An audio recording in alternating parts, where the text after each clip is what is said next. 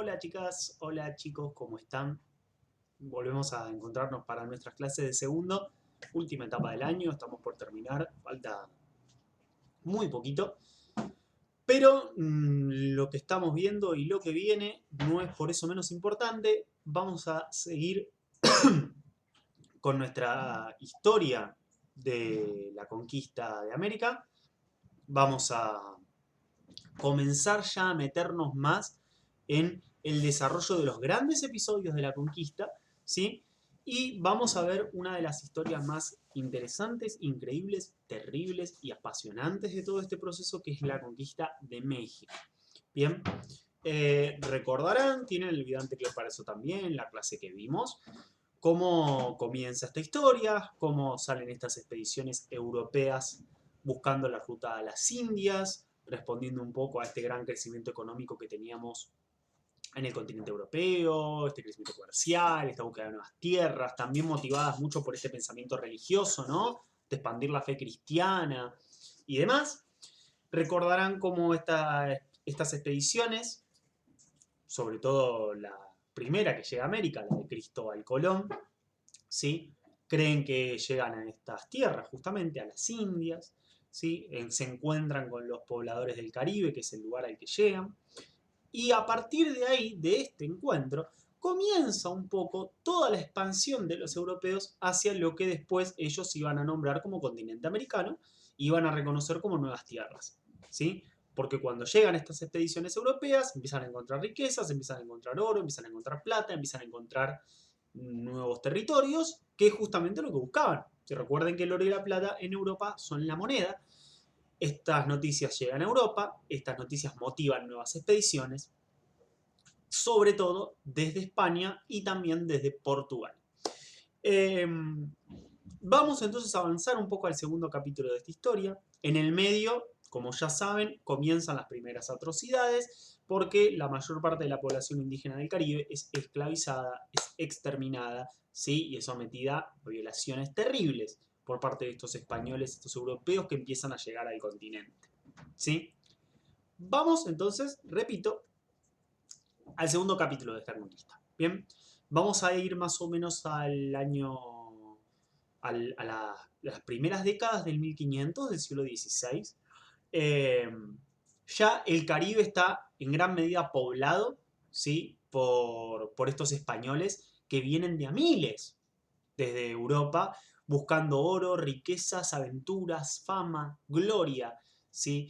En Europa corre el rumor de estas riquezas de este nuevo mundo, de este nuevo continente, y un montón de gente súper diversa, porque tenemos desde nobles, medios segundones, hasta delincuentes metidos en la misma bolsa, salen a probar aventura, salen, se embarcan, hacen esta travesía súper difícil hasta estas islas lejanas del Caribe, donde se empiezan a construir las primeras ciudades y pueblos de los españoles, a ver si pueden conseguir, ya les digo, fortuna, riquezas, fama, demás. Todo esto que está pasando en el Caribe, ¿sí? Ya es controlado por los reyes de España, por la corona. Bien, se lo sacan a Colón del medio y son estos reyes quienes van a manejar un poco estas expediciones. Es decir, no cualquiera se podía mandar, ir y hacer lo que quería, sino que todas las expediciones son autorizadas por el rey, van en nombre del rey y son funcionarios del rey, gente que nombró el rey, los que gobiernan estos primeros poblados, estas primeras colonias del Caribe. Así está la cosa al principio del 1500. ¿Qué pasa? Aunque los españoles están poblando el Caribe, están colonizando, están construyendo ciudades, están ya sometiéndose a las poblaciones indígenas que hay ahí, no hay muchas riquezas. Yo les hablé de que encuentran oro y plata, es cierto, pero ese oro y plata que encuentran realmente no es muy abundante. Y los pobladores indígenas que ellos van encontrando en las islas del Caribe no hacen más que hablarles de que hay un gran reino cerca que sí tiene riquezas inmensas, ¿no? Y obviamente estos españoles, motivados por esta ambición, ¿sí? Por esta búsqueda de estas riquezas, pero también, como ya dijimos, por la búsqueda de fama y de gloria, porque encontrar esas riquezas significaba, recuerden que todos hacen nombre del rey, significaba mayor prestigio y llevarse mejor con el rey, y eso significaba ascender socialmente, que te iba mejor en esa sociedad. Entonces, motivados un poco por todo esto, se empiezan a organizar nuevas expediciones desde el Caribe, desde Cuba, puntualmente que era el centro de la colonia española en ese momento, hacia el continente, ¿no? Hacia la zona de México, para explorar y buscar este reino misterioso del que se hablaba. Obviamente, nosotros sabemos qué reino es ese. Bueno, son los dominios de los mexicas, de los aztecas, ¿no? Que dijimos que era una de las inmensas civilizaciones de América, más poderosas, más ricas. Es así que empiezan, decíamos, estas expediciones desde el Caribe hacia el continente. Bien, estas expediciones se empiezan a organizar y acá entra en escena la figura de Hernán Cortés. Bien, ¿quién es Hernán Cortés? Hernán Cortés es un noble español que viene buscando también de vuelta aventura, fortuna a estas islas del Caribe, ¿sí? Y que va a llevar adelante una tercera expedición que sale desde Cuba, bajo las órdenes del gobernador de Cuba de ese momento, que era Diego Velázquez, ¿sí? Que tenía esta expedición, de nuevo, la misión de explorar estas tierras nuevas del continente para ver si se encontraban rastros de esta ciudad o de estas riquezas que se decían que había. Ya había habido dos expediciones anteriores, la que ponen bajo el mando de Hernán Cortés y la que organiza Cortés junto con Velázquez y otras personas cercanas a él, es la tercera.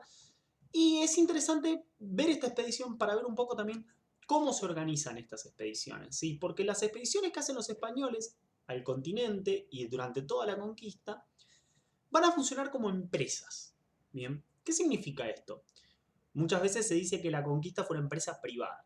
Bueno, significa que básicamente la expedición era pensada como un negocio.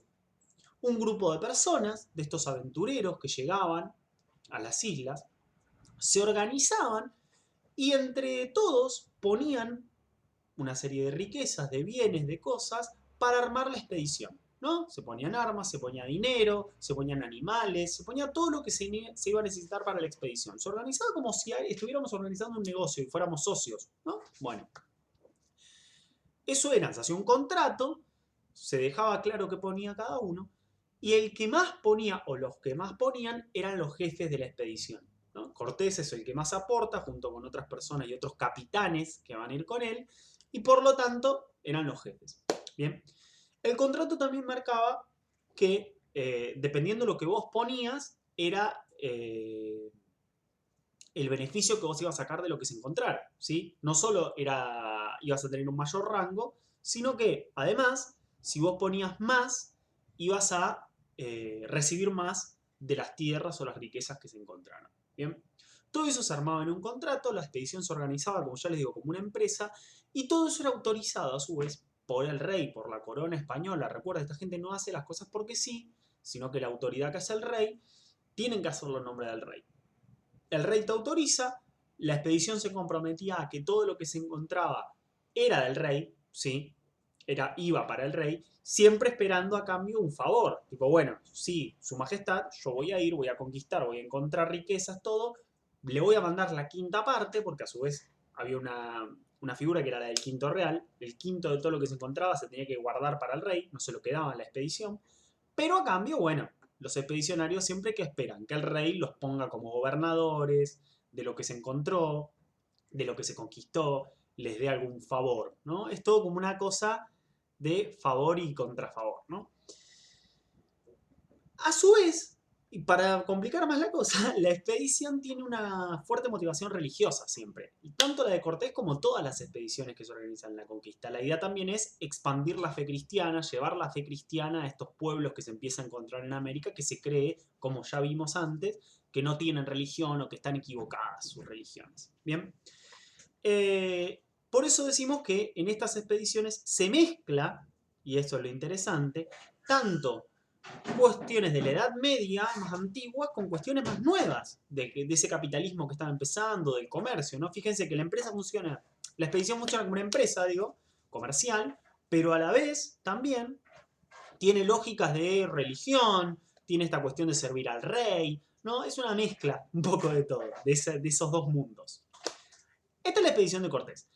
La expedición de Cortés, que sale el 18 de febrero de 1519 de Cuba, es muy pequeña, ¿sí? Tiene 550 hombres españoles, va con 200 auxiliares, ¿sí? O sea, que van a ayudar en la expedición. Dentro de los que hay indígenas, hay esclavos africanos, va con 16 caballos, son 11 barcos, y parten entonces en febrero de 1519 hacia el continente. Bien,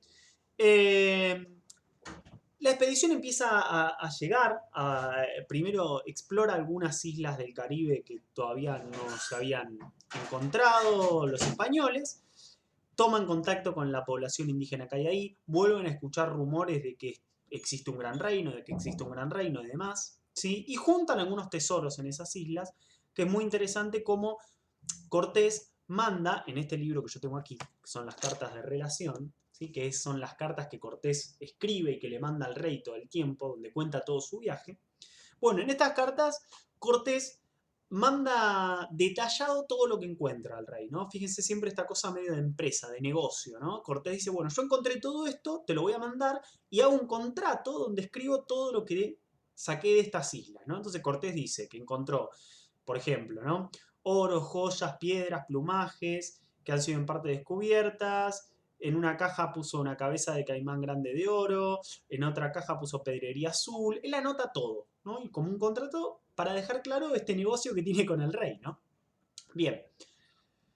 En estas islas se encuentran también, en estas primeras expediciones, con un náufrago español, Jerónimo de Villar, ¿sí?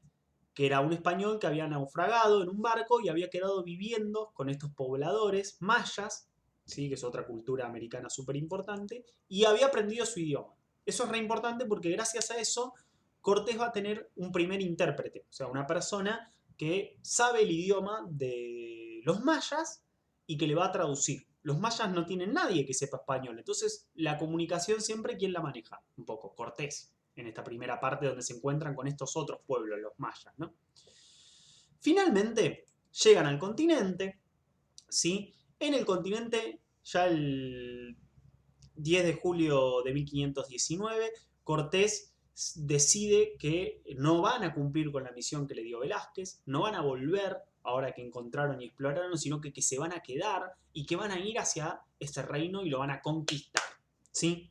Desobedece las órdenes del gobernador, funda una ciudad, un fuerte, que es la ciudad de Veracruz, que hoy es una ciudad que en México existe, y empieza a organizar un poco toda esta expedición hacia adentro del continente, ¿sí?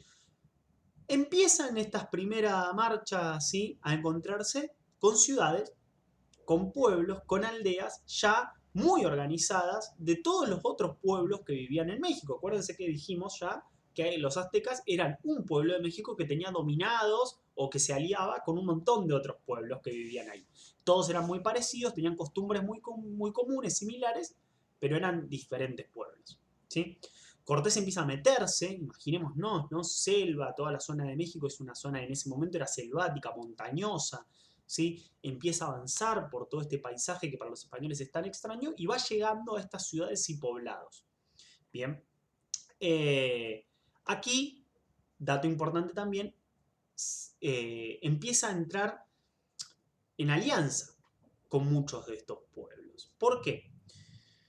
Cortés consigue otra traductora, ¿sí? Malitzin, que era una chica, una esclava de un pueblo maya que se la dan a Cortés, estos mayas para que después de una batalla, ¿no? Como para que no termine de destruir el pueblo, le dan a esta chica.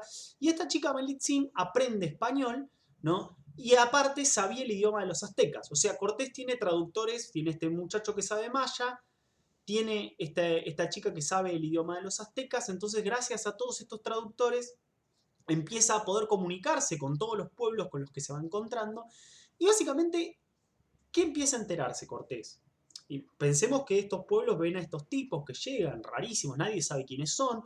Cortés al toque cuando llega a un pueblo se presenta con su tropa, dice que ellos vienen en nombre de un rey del otro lado del océano, a quedarse con estas tierras, que ahora estas tierras van a ser de ese rey y demás, ¿no? Estos indígenas, estos jefes indígenas que se lo van encontrando, ¿quiénes son estos tipos? No se entiende nada, ¿sí?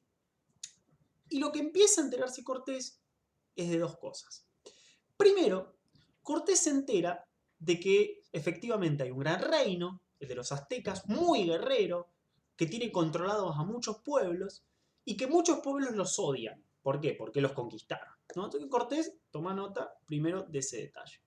Segundo tema del que se entera Cortés, de que muchos de estos pobladores ven a estos españoles tan extraños llegar con armaduras diferentes, con armas diferentes, con caballos que nadie comprende qué son, venían como venados enormes, y creen que son dioses que vuelven desde un dios, sobre todo que es Quetzalcóatl, que es un dios que se había ido en la mitología de los pueblos de México, y que creen que es este dios que está volviendo. ¿Cuánto hay de verdad en eso? Es decir, ¿cuánto era esto creído por los pobladores de México? No lo sabemos, porque el que nos cuenta que los habitantes de México creían eso de él era Cortés. Cortés dice, ah, me confundieron con un dios. No sabemos cuánto hay de eso. Sí sabemos que Cortés empieza a querer engañar y aprovecharse de eso a estos pobladores, a estos pueblos con los que se va encontrando, y trata él mismo de presentarse como este dios Quetzalcóatl y de convencer un poco a estos pueblos de que él es este dios que regresó. ¿Por qué? Porque Cortés, al toque, lo que empieza a querer hacer, cuando ve que hay muchos poblados que odian a los aztecas, es aliarse con ellos. ¿Sí?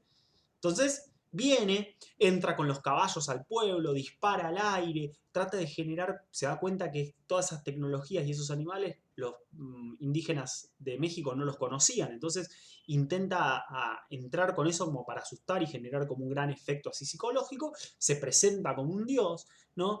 Y les dice encima que él sabe que hay un pueblo, el de los aztecas, que es muy poderoso, enemigo, y que él los va a ayudar a derrotarlos, ¿no? Entonces, muchos jefes de estos poblados con los que se empieza a encontrar Cortés le empiezan a dar tropas, le empiezan a dar un montón de guerreros, miles, y lo empiezan a ayudar con información, con provisiones y demás. ¿Sí? Eso es muy importante. Mientras Cortés está haciendo todo esto, bien,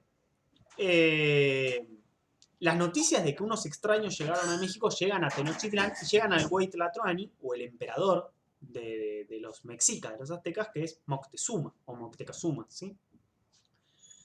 Y todos sus consejeros empiezan imagínense, la ciudad se convulsiona, empiezan todos a discutir quiénes son estos tipos, qué vienen a hacer, qué llegan. Está esta versión de que son dioses, que los mismos españoles la hacen circular, ¿no?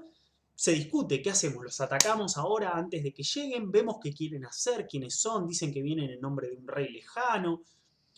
¿Qué hace Moctezuma, el emperador? No se decide a atacarlos, no se decide a invitarlos. Lo que sí tiene claro él es que no tienen que llegar a la ciudad. Dice, bueno, ganemos tiempo.